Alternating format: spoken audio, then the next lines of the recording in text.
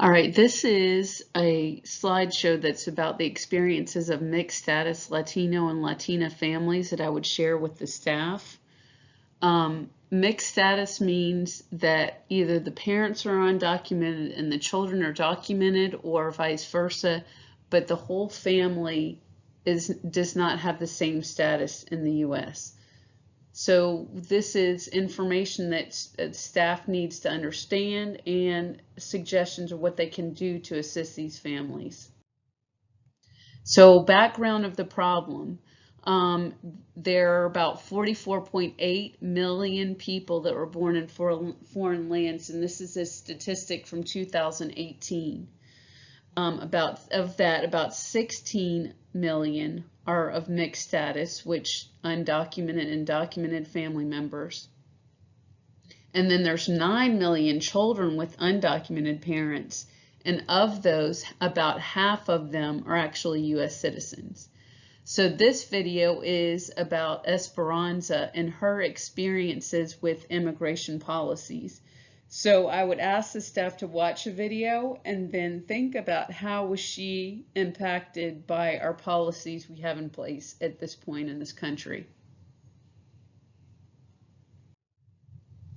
So now we're looking at the background of the problem. So in 2018, there were about 337,000 people that were deported. The chart on the side shows it broken down by nationalities as of 2018.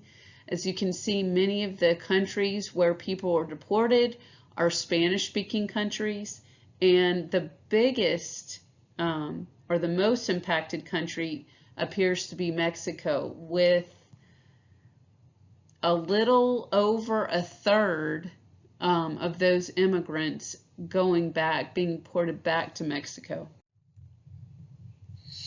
So it's not always the actual deportation or detention itself, it's also the fear around it, being separated, hearing other people's stories, and those can be traumatic. The children feeling like, hey, I don't want to be considered Hispanic, or I don't want to be thought of as coming from another country, because they realize what that means. Well, they have a perception of what that means. Because of the myth that is perpetuated that immigrants are somehow bad, they think that they're bad because they are immigrants. So they're very aware if you're considered quote unquote legal or you're considered undocumented, what that means, what privileges you have. They don't want other people to know that they are immigrants, and sometimes are shamed into thinking that their culture is bad or their language is bad, their native language. This image came from a story about a girl who was taught in school that her language was bad, and she felt ashamed of it. So what can happen? Not necessarily everybody is deported. You can be detained in detention facilities. You can sign up for a voluntary removal. So I am going to go back to my native country. Then there's involuntary deportation and the problem of the family. What's going to happen is if it's dad that's being deported, is mom going to go or the kid's going to go? And if the kids do go, they may not be familiar with that culture. And so that's going to be quite a cultural shock for them. And then we look at the burden on our parents. So we're going to have a couple slides about the mother and then look at the father. So we just talk about how it's a financial burden. Maybe mom didn't work before and now she's got to, or maybe there were two incomes and now they just have one, which can bring about insecurity about where they're going to live and how they're going to provide food for their family. And then trying to pay the legal fees to keep that family member in this country. So the second slide about the mother, here there's a video that speaks to the experiences of two women that were deported and then later reunified with their families. So you worry about your kids. The financial burden again, what are you going to do for childcare now that you're working? So before showing the video, I'd ask the staff to think about what are some of the issues that are brought up with deportation and detention, and is there anything we can do as a school to assist these families? Now let's look at the father. So he's suffering because he feels like he can't provide for his family, having a hard time finding a job, which is definitely a blow to his self-esteem. The relationship between the mother and the father may change because now she may be the one that's earning the income, where the father was used to being the quote-unquote breadwinner. They try to remain in contact with their kids, sending money, phone calls, but if those ties are severed, the child could end up resenting the father. And then the reluctance that some parents have to talk about this with their kids. They think they're trying to protect them. They don't want their kids to worry.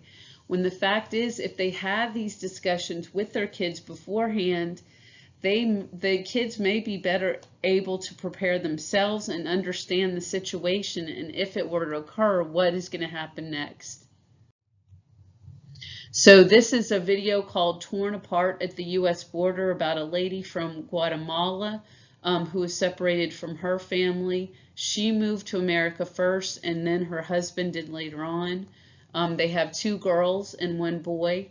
The brother was with the father, and they both got to stay in the United States, and mom got deported back to Guatemala. The 2 girls went to go live with foster parents, and you'll see a difference in the relationship and the behaviors of the older sister versus the younger sister.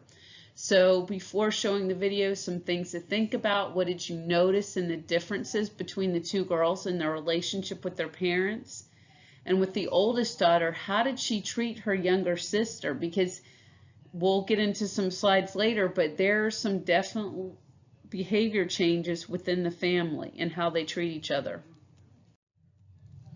So what are the consequences for the children? What are the emotional challenges that they're facing?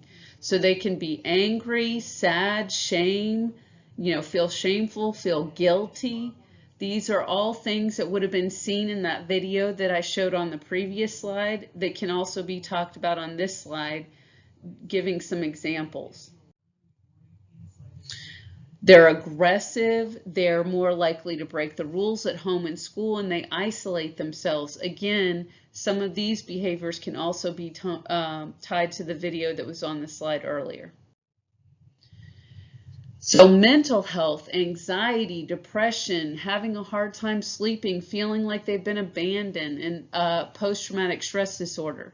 So this video talks about toxic stress and how it impairs healthy development. So something that I would ask for staff to consider with this is, why should we be concerned about mental health obstacles that children face? And how does this tie to what we saw on the slide previously? So health impacts on children. So there's definitely some medical issues. May not want to eat, have trouble sleeping, may be afraid to go to get medical care because they think that the police are going to come there and take their parents away, or the parent that's with them. And food insecurity. So this isn't just about being hungry, it also impacts them academically, where they could repeat a grade in elementary school, experience developmental impairments like with language and motor skills, and having more social and behavioral problems. Social challenges, feeling disconnected from their family, losing their friends, just wanting to be by themselves. So it's funny when I think about this, depression leads to this, and then the depression makes this even worse, the feeling of wanting to isolate themselves, of feeling disconnected from other people. So it's kind of like a cycle. So our academic impacts, so they can have positive and negative. Here we talk about the negative impacts, and you can read these here, but the video is another time to have a discussion and think about some things as they watch it. What can we do as teachers to help our students feel safe and accepted in the schools? Because what these kids are doing is talking about what did or did not happen that made them feel safe at school. Here we have another video, but this is on the positive academic impact. So giving them access to resources, making them feel supported and that they're in a calm environment to escape the chaos of their lives at home. This teacher talks about her experience dealing with one of her students, and just from the other kids in the classroom witnessing this, how it really built a community in her class. So long-term impact. There's some long-term impact on the children, but fathers are traumatized because of the arrest. Children and the whole family can view authority figures as the enemy. A financial impact on the parents with trying to get them back together. And unfortunately, there haven't been enough studies done talking to those that go into foster care or that were sent back to their home countries. So what can the counselors do? There's a variety of resources on this page. The top 3 bullets are for the parents mostly, and the bottom one is a workbook that actually has activities kids can go through to talk through their feelings. What can we do as a school and the administration? Food closets, giving away so that some of that food insecurity goes away. Resources, organizations, charities to help pay their bills. Make sure the parents feel comfortable in the school environment, and then considering how we're grading, looking at individual situations. Teachers, allowing the students to turn in work late, listening, don't judge, and don't jump to conclusions about students' misbehavior, being an ally for these kids and their families.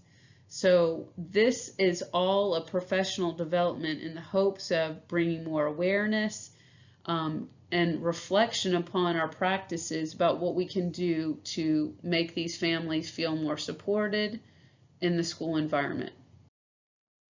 So this is another slide that I wanted to add that talked to teachers too about what they can do. So this is mostly visual. There's really not a lot of text, and I'm going to talk you through it. So here I have 4 children's books that address the issue of immigration and separation. So From North to South is about a character, Jose, and his mother's been sent back to Mexico, and his family goes to visit her in Tijuana, but he also talks a lot about his feelings being separated from his mother. The other one is Mango Moon, where her father is taken away and faces deportation, and she has all these memories of her and her father and how their lives are changing now that he's not around. Dreamers is about a character named Yuyi and her hopes and passions for the trip they're going to take. This is back in 1994 to the United States, how they left everything for the opportunities that America was going to offer. And then Mama's Nightingale is a story of immigration and separation. Saya, her mom is in a detention center and she misses her, and so her mom ends up sending her bedtime stories to try to comfort her, and just about the family struggle to bring her mother home. The PowerPoint on the right is one that I created that goes over vocabulary related to immigration. There's a book study about Enrique's journey, and there's also some questions to think about with some videos that deal with the topic of immigration.